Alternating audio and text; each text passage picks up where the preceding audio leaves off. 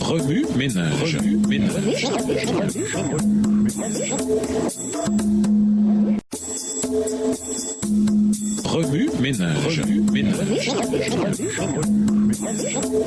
Bienvenue à votre émission Remue ménage. Nous voilà à la leçon de lundi, des descriptions appropriées. Lisons Apocalypse 12 et versets 1 à 5. Apocalypse 12 et versets 1 à 5. Alors un signe grandiose apparut dans le ciel. C'était une femme. Elle avait pour vêtement le soleil, la lune sous ses pieds et une couronne de 12 étoiles sur sa tête. Elle était enceinte sur le point d'accoucher et ses douleurs lui arrachaient des cris. Là-dessus, un autre signe parut dans le ciel et voici, c'était un dragon énorme, couleur de feu. Il avait 7 têtes et 10 cornes. Chacune de ces 7 têtes portait un diadème. Sa queue balaya le tiers des étoiles du ciel et les jeta sur la terre. Le dragon se posta devant la femme qui allait accoucher pour dévorer son enfant dès qu'elle l'aurait mis au monde. Or, elle enfanta un fils, un garçon qui est destiné à diriger toutes les nations avec un sceptre de fer. Et son enfant fut enlevé auprès de Dieu et de son trône. L'enfant qui est né en réponse au désir impatient d'une église qui veillait était notre Rédempteur adorable. Lui qui, bientôt, conduira les nations avec une verge de fer. Hérode ne put le détruire.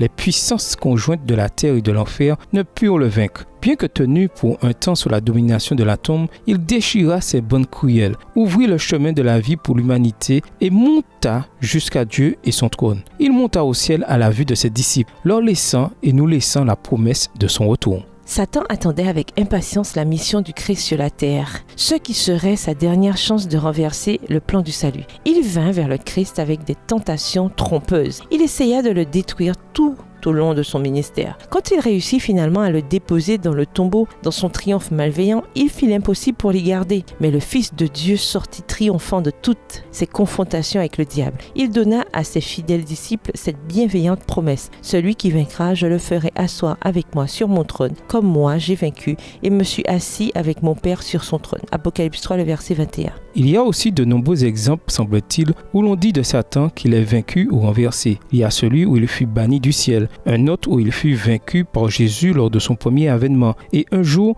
il y aura un autre encore où il sera jeté dans l'abîme et y restera enfermé pendant 1000 ans. À chaque occasion successive, sa puissance se réduit de plus en plus. À chaque bataille perdue, il tombe à un niveau plus bas. S'il est exact que nous avons déjà atteint la génération qui sera témoin des scènes finales de l'histoire de la Terre, alors cette guerre contre la vérité ne peut être dans un avenir lointain. L'Église, du reste, est caractérisée par l'observation des commandements de Dieu et par la possession du témoignage de Jésus. Remue ménage, comment pouvons-nous respecter les commandements de Dieu dans la foi et dans la pratique? Au revoir. Et à demain si Dieu veut.